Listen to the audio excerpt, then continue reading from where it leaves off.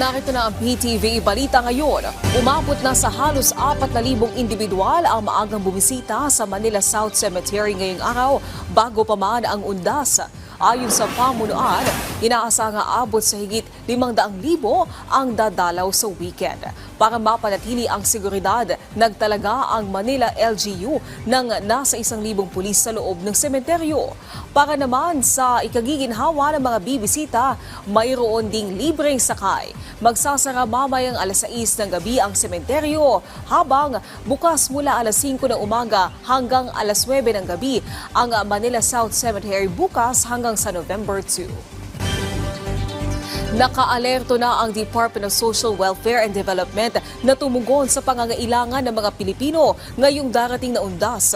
Matapos magbigay ng direktiba si DSWD Secretary Rex Gatchalian sa lahat ng regional director para tiyaking handa ang kanilang mga tanggapan sa mga pangangailangan ng mga Pilipino, lalo na sa mga uuwi ng probinsya. Samantala, siniguro din ng gagawaran na sapat ang kanilang mga relief item sakaling may mga mas stranded na pasahero. Naka-full alert na rin ang quick response teams para tumulong sa mga LGU kung kinakailangan ng augmentation. Sa iba pang balita, mas pinalawak pa ng pamahalaan ang pagpapatrolya sa West Philippine Sea sa kabila ng patuloy na panghihimasok ng China. Sa bagong Pilipinas ngayon, sinabi ni National Maritime Council spokesperson Undersecretary Alexander Lopez na epektibong nagagamit ang mga barko, eroplano, intelligence surveillance at reconnaissance systems para bantayan ang West Philippine Sea bilang bahagi ng Maritime Domain Awareness Operations nito.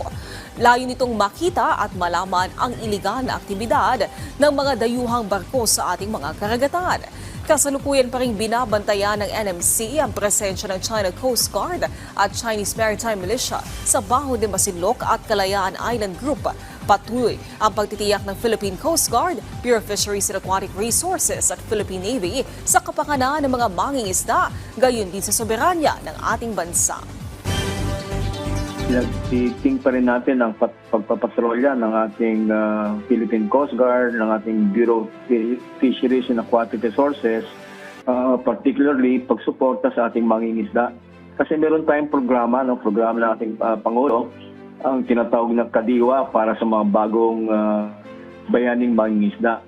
Ang ating Coast Guard, ang ating BFAR ay nagdadala sa kanila ng mga ayuda, ng pagkain, gasolina, tubig para mapaigting nila ang pangingisda doon sa ating karagatan na tinatagurin atin, no? So sinasabi natin sa ating mangingisda, ituloy nyo ang inyong pangingisda dahil nandun ang ating gobyerno para suportahan kayo.